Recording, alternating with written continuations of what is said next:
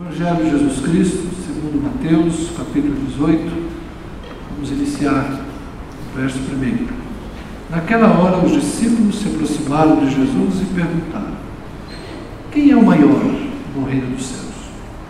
E Jesus, chamando uma criança, colocou-a no meio deles e disse: em verdade lhes digo, se vocês não se converterem e não se tornarem como crianças, de maneira nenhuma entrarão no reino dos céus. Portanto, aquele que se humilhar como esta criança, esse é o maior no reino dos céus. E quem receber uma criança tal como esta em meu nome, é a mim que recebe. Saltando para o verso 10. Fiquem atentos para não desprezarem nenhum destes pequeninos, pois eu afirmo a vocês que os anjos deles, lá nos céus, veem incessantemente a face de meu Pai Celeste. É esse versículo que faz alguns pensarem, principalmente no catolicismo romano, na figura do anjo da guarda com as crianças. Só que às vezes as pessoas desenham um anjo criança acompanhando uma criança. E anjo não é criança. Mas Jesus dá a entender que os pequeninos têm um anjo que incessantemente vem à face do Pai Celeste. Ou seja, tem anjo que vê o que acontece aqui e conta lá em cima. Então vejam bem como vocês tratam as crianças. Porque os anjos deles vão lá para cima e dizem o que vocês estão fazendo com eles. Cuidado com esse negócio das crianças. Foi isso que Jesus disse. É o que Jesus está dizendo. Eu afirmo a vocês que os anjos deles, lá nos céus, veem incessantemente a face do meu Pai Celeste. Porque o Filho do Homem veio salvar o que estava perdido. O que vocês acham? Se um homem tiver 100 ovelhas e uma delas se desgarrar, não deixará ele nos montes as 99 indo procurar a que se desgarrou? E se consegue encontrá-la, em verdade lhes digo que ficará mais alegre por causa desta do que pelas 99 que não se desgarraram. Assim, não é da vontade do Pai de vocês, que está nos céus, que se perca um só destes pequeninos. Se o seu irmão pecar contra você, vá e repreenda-o em particular. Se ele o ouvir, você ganhou seu irmão. Mas se não ouvir, leve ainda com você uma ou duas testemunhas, para que pelo depoimento de 2 ou 3 testemunhas, toda a questão seja decidida. E se ele se recusar a ouvir essas pessoas, exponha o assunto à igreja. E se ele se recusar a ouvir também a igreja, considere-o como gentio e publicano. Amém. Obrigado, Senhor. Lemos tua palavra e pedimos graça para compartilhá-la de acordo com os teus propósitos. Amém. Primeiro eu quero explicar que nem sempre a forma como as palavras aparecem nos textos foram proferidas por Jesus. É pouco provável que esse assunto do menor no reino dos céus, as crianças e essa questão da ovelha perdida tenha sido de fato proferida por Jesus na sequência como está aqui no verso 15, quando trata do seu irmão, se o seu irmão pecar contra você. É mais provável que esses dois assuntos foram trazidos em momentos diferentes. O ensino de Jesus foi preservado principalmente por tradição oral. As pessoas falavam umas às outras aquilo que Jesus havia dito. Décadas depois, os evangelistas vão escrever. E eles têm as tradições orais, possivelmente têm pequenos textos, e vão redigir um evangelho. E aí, então, eles agrupam, de uma forma intencional, os temas que eles entendem ser correlatos. Tanto Lucas como Mateus colocam essas duas coisas próximas. Essa fala de Jesus sobre quem é o maior no reino dos céus, tomando uma criança como exemplo, é seguida, em Lucas capítulo 17, da questão do pecado do teu irmão. Se você vir o teu irmão pecar, vai lá e conversa com ele. Então os dois evangelistas entenderam que essas duas coisas são próximas. E eu quero trabalhar exatamente essas duas ideias como atitudes necessárias para nós que somos discípulos de Jesus, que somos igreja do Senhor. A conversa começa com uma pergunta interessante: quem é o maior no reino dos céus? Quando eles falam em reino dos céus, ou reinado de Deus, uma forma melhor de dizer hoje, em vez de falar reino, porque quando a gente fala de reino, a gente pensa muito num espaço geográfico, não é verdade? Quando a gente fala em reino, na nossa cabeça vem o espaço geográfico que alguém governa. E talvez uma tradução mais eficiente para nós hoje seja o reinado de Deus, o governo de Deus. Eles perguntam para Jesus, no governo de Deus, neste momento histórico em que Deus rege as nações, e a igreja é um dos elementos deste reinado, não é todo o reinado, mas é um dos elementos, é o sinal visível desse reinado de Deus. Quem é o maior? E tem que pensar que a sociedade daquela época não é muito diferente da sociedade de hoje, ela também era estratificada. Havia os homens livres, havia os nobres, havia os reis e poderosos. Roma tinha os seus políticos, os seus senadores, havia os grandes proprietários de terras, senhores de escravos. A sociedade judaica também era uma sociedade estratificada. Havia a classe sacerdotal, a elite culta, os escribas, aqueles que eram os doutores da lei. Havia também os líderes religiosos, havia as lideranças políticas, os endinheirados. Nós temos os herodianos, que eram mais politizados. Havia os ricos e havia a plebe. Os líderes religiosos chamavam os outros de essa plebe que não sabe nada, né? Lembrei o nome de uma banda de rock chamada Plebe Rude, uma coisa mais ou menos assim.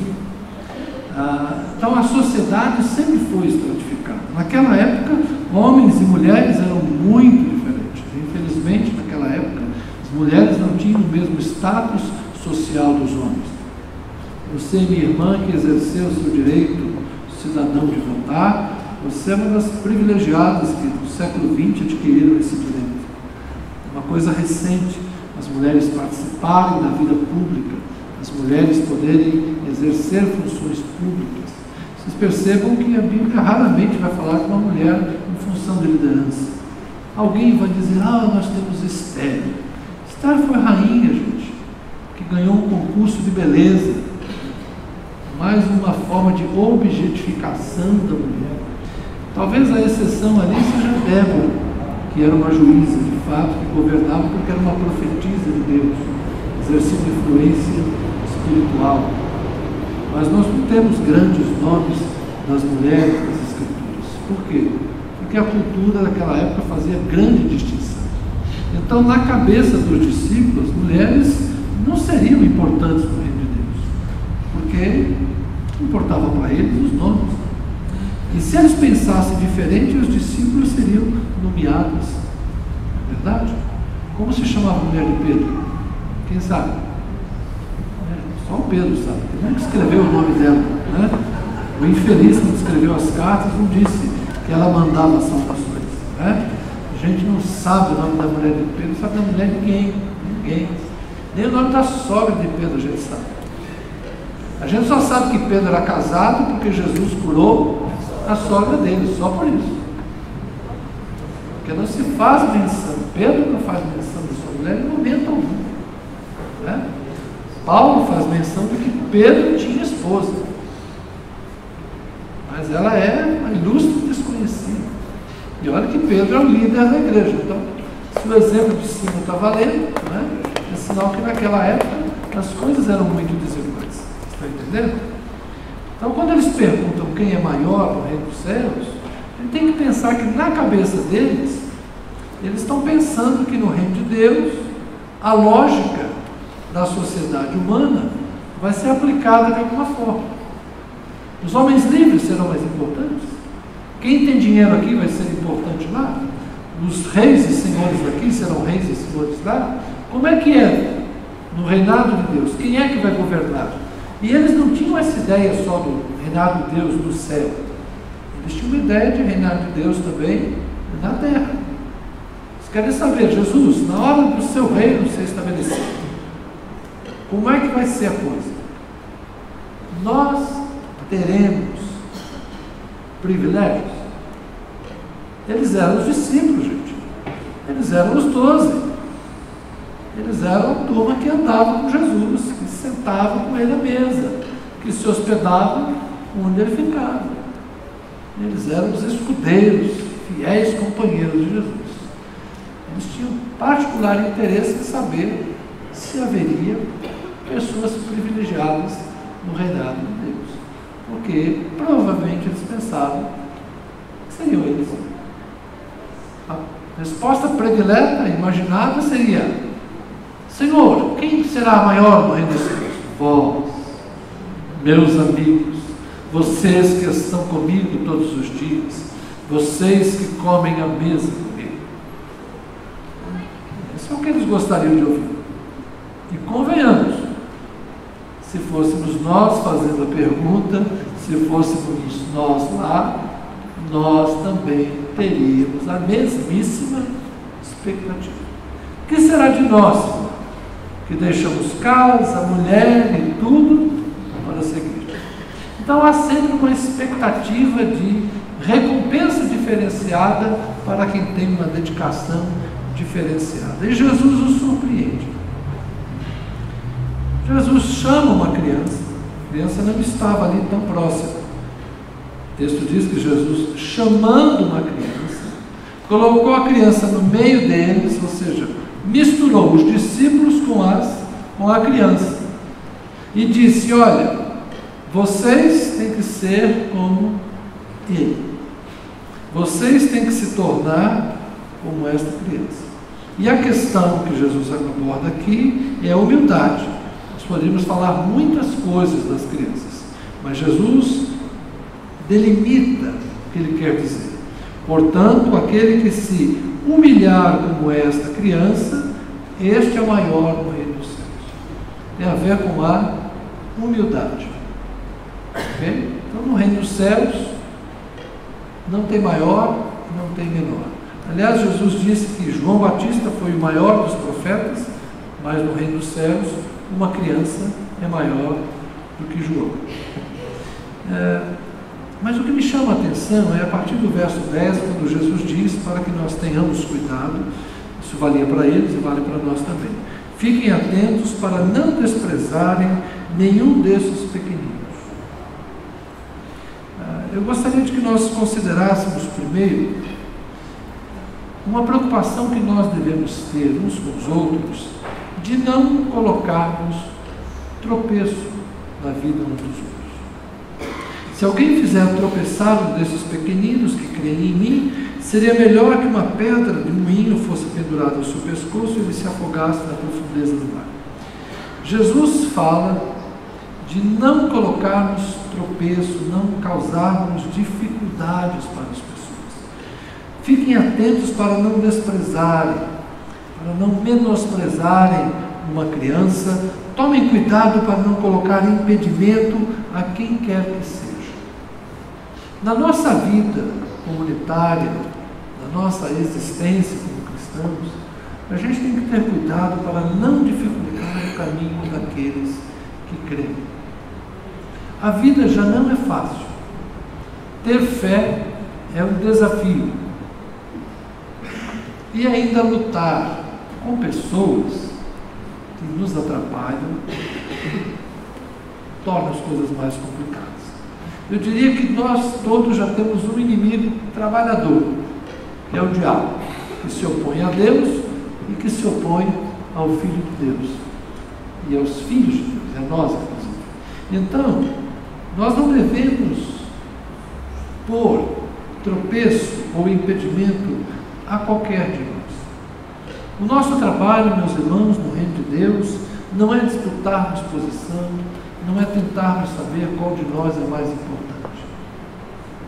Nosso trabalho no reino de Deus é facilitarmos a vida uns dos outros, porque Deus se importa com todos.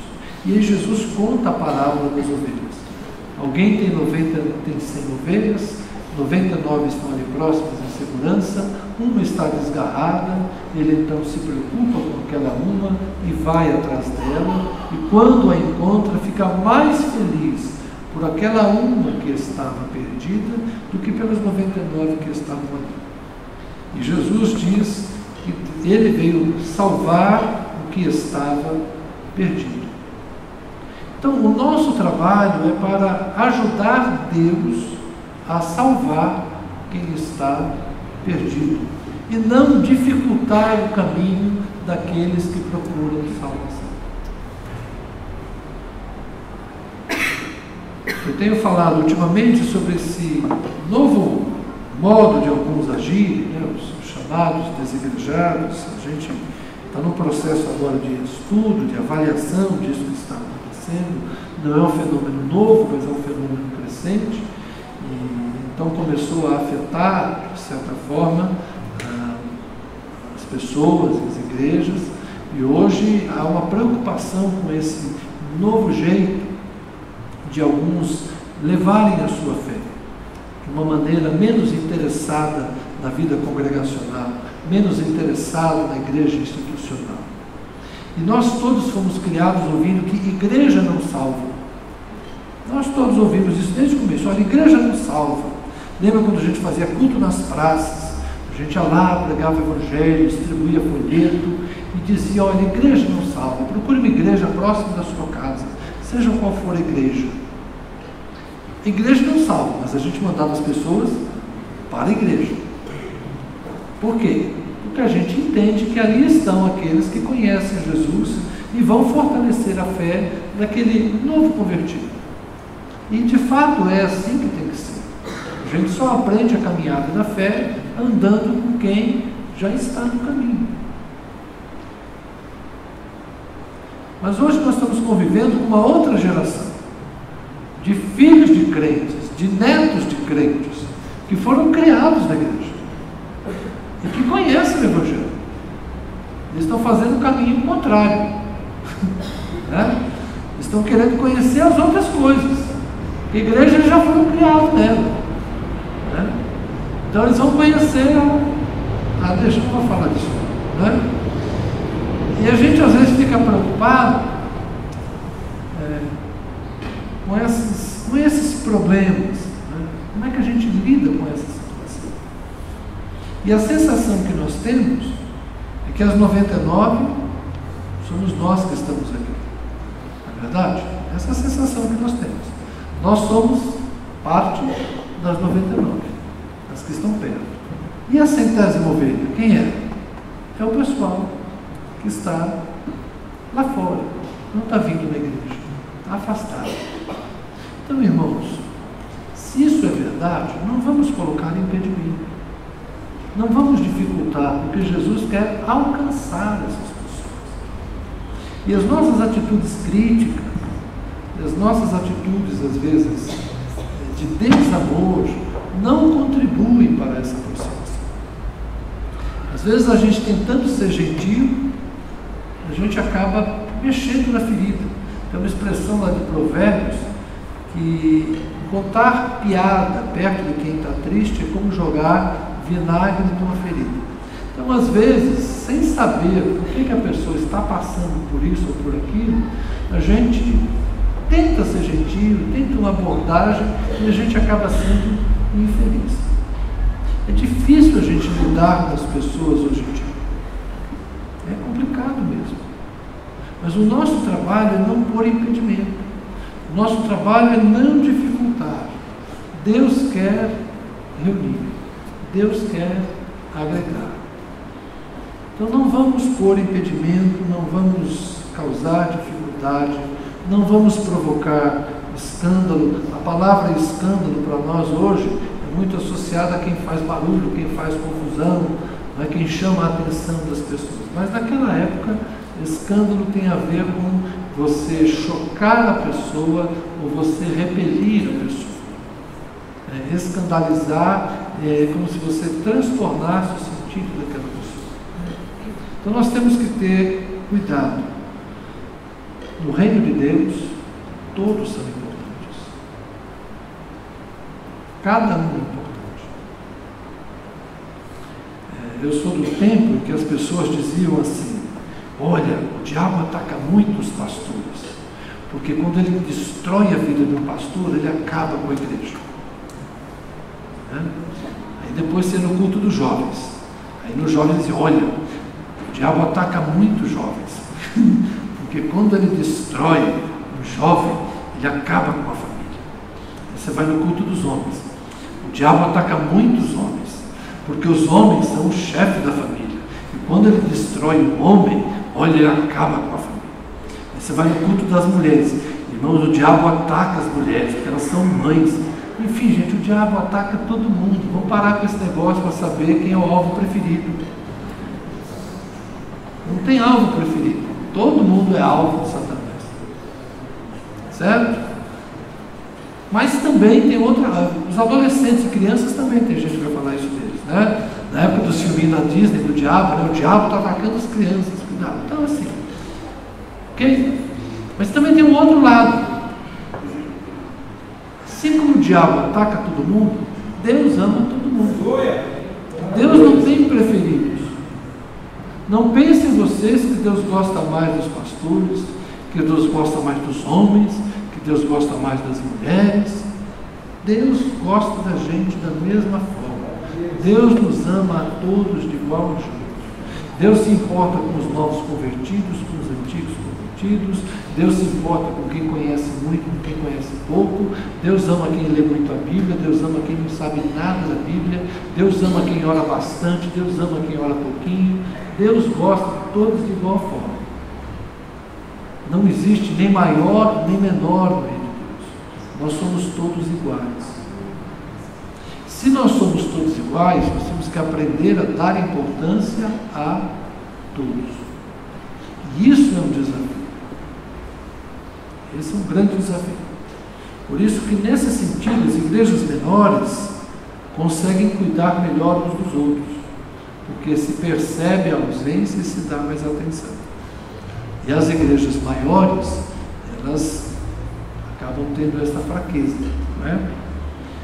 Então, hoje nós temos que superar essa nossa limitação e cuidarmos bem uns dos outros. Então, primeira coisa, não pôr tropeço, não atrapalhar o caminho de quem quer que seja. Cuidado com o que você diz, cuidado com o que você fala, cuidado com a maneira como você age nas redes sociais. Não dificulte a carreira de ninguém. Não cause escândalo, não cause confusão, não fira as pessoas. E se de alguma forma você tiver consciência que feriu, vai lá e pede perdão. Se você fez um comentário infeliz, vá lá e retrata-se. Se de alguma forma você causou dano a alguém, você vai lá e pede desculpas. Tá bem? Se você causou prejuízo a alguém, pegou e não pagou, vá lá e pague. Resolva seus problemas. É sério, gente. Opa, tem alguém precisando receber. Né? Vocês estão entendendo? A gente tem que ter cuidado com essas coisas. Vocês pensam que não? Coisas pequenas como esta, às vezes, afastam pessoas da igreja. Os crentes é tudo fofoqueiro, os crentes é tudo caloteiro, os crentes é tudo isso, os crentes é tudo aquilo. A começar pelo meu time, né? O time dos pastores causa muito sofrimento. Tem muita gente que está afastada da igreja e tem justificativa. Você vai perguntar o que foi? Tem motivo. Tem motivo. E às vezes, quem fala erra mais. Né? Então a gente tem que ter cuidado para não causar sofrimento, para não causar dor. Ok? Mas os evangelistas entenderam de juntar essa segunda parte que nós lemos, capítulo 18, a partir do verso 15, com essa observação que Jesus fez sobre o cuidado com os pequeninos, e eles incorporaram um ensino que normalmente nós dissociamos. É muito comum nós lermos 18:15 em diante, se o seu irmão pecar contra você. Mas os evangelistas entenderam que isso ficaria muito bem depois da parábola da 100ª ovelha que foi encontrada. não é à toa. Esse processo de buscar a centésima ovelha, buscar a ovelha desgarrada, está associado a: se o seu irmão pecar contra você, vá, repreenda-o em particular, se ele o ouvir, você ganhou seu irmão. O que é a ovelha desgarrada?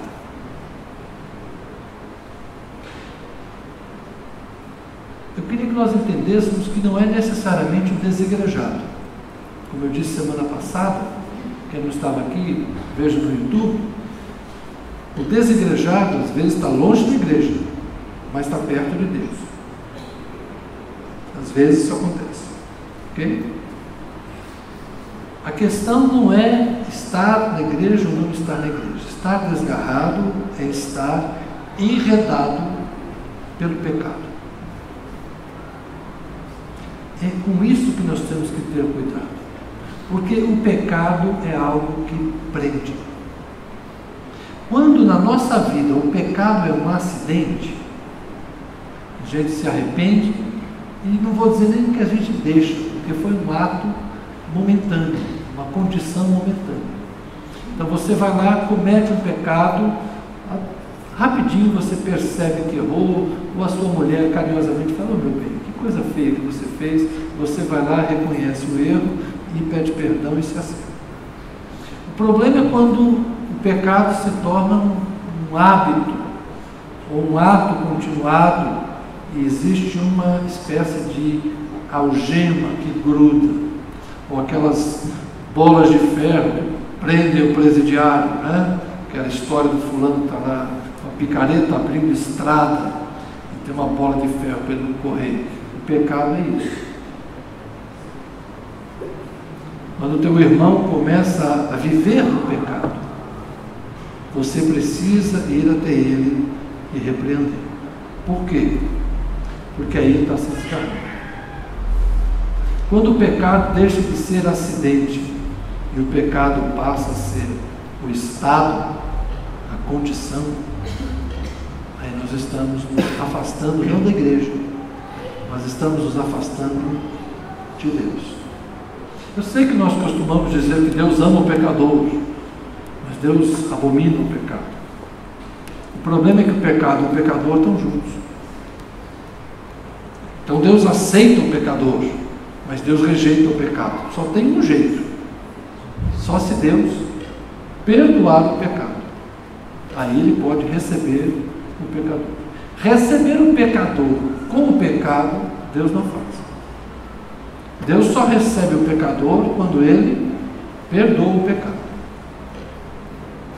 E como é que Deus perdoa o pecado? A Bíblia fala de arrependimento. O problema é que hoje nós estamos tratando de pecado sem arrependimento. E aí fica complicado. Então, se você vir seu irmão pecar, vá lá em particular e repreende-o. Se ele ouvir, você ganhou o seu irmão. Se ele não te ouvir, não desiste não. Chama duas pessoas. Paulo vai escrever algo parecido em Gálatas capítulo 6, dizendo que quem é espiritual reúne alguém que também é espiritual e vai lá tratar com a pessoa. Mas com cuidado, lembrando que quem está indo lá tratar com o pecador também é alguém sujeito a falhas. Ou seja, todos nós temos telhados de vidro. Então nós devemos ter o cuidado de conversar com as pessoas que estão se desviando por causa do pecado. Se ele não ouvir, não desiste na primeira. Leva alguém mais com você. Alguém que tenha respeitabilidade, alguém que tenha amor também por aquela pessoa. Às vezes é melhor alguém neutro, às vezes é melhor alguém conhecido. Vai lá e trata: olha, vem cá, cara.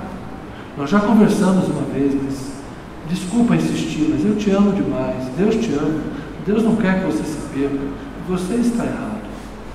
Você está deixando o pecado te escravizar. E se a pessoa se recusar a ouvir esse pequeno grupo, traz o problema para a igreja. Gente, nós temos que ajudar a fulano. E aí a igreja tem que fazer o quê? chamar a pessoa e dizer: "Ô filho, não faz isso, nós amamos você, anda com a gente, para com isso". Vocês estão entendendo? Não é trazer a igreja assim: "Olha aqui, este aqui, este é aquele que eu estava falando". É isso. Não é esse espírito de publicização do pecado, não é espírito de humilhação pública, não é isso. É a ideia da igreja comprar a briga da restauração daquela pessoa e dizer: "Ó, gente, nós vamos orar por ele. Nós vamos começar aqui uma campanha de oração para fulano de tal. O pecado está dominando ele, mas nós vamos orar para que Jesus faça a obra". A lógica de Jesus é esta: é a igreja se unir para ajudar aquela pessoa a vencer o pecado, na linguagem do autor de Hebreus, o pecado que tão de perto nos assedia. Agora, se essa pessoa não quiser nem ajuda da igreja, aí considera gentio e publicano. Você não tem como fazer mais nada. Mas não desistir. Então, quais são as nossas atitudes importantes como corpo de Cristo? Primeiro, não atrapalharmos a caminhada uns dos outros. Não servirmos de tropeço a ninguém. E segundo, ajudarmos os faltosos. Ajudarmos aqueles que de alguma forma estão enredados pelo pecado. A questão é que hoje nós estamos numa sociedade tão individualista, e o nosso costume hoje é: cada um cuida da sua vida. E nós não nos sentimos à vontade para conversar com alguém dizendo: "Irmão, isso que você faz não é bom". Sabe aquela história que Deus teve com Caim, aquela conversa? Deus chamou Caim e disse assim: "Caim, o que você está pensando em fazer não é bom.